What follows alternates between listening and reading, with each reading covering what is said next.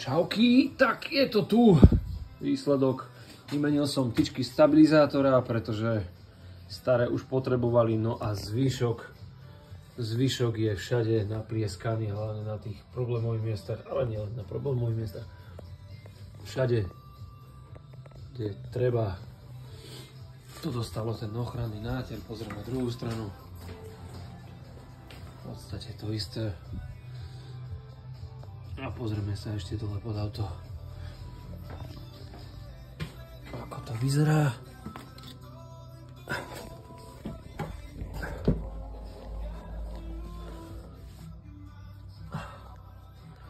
Jak takto.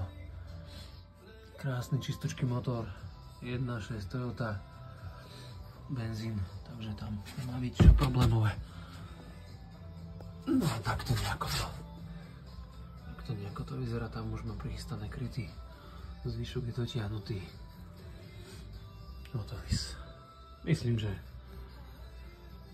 chvíľu, niekoľko rokov by s tým mal byť pokoj.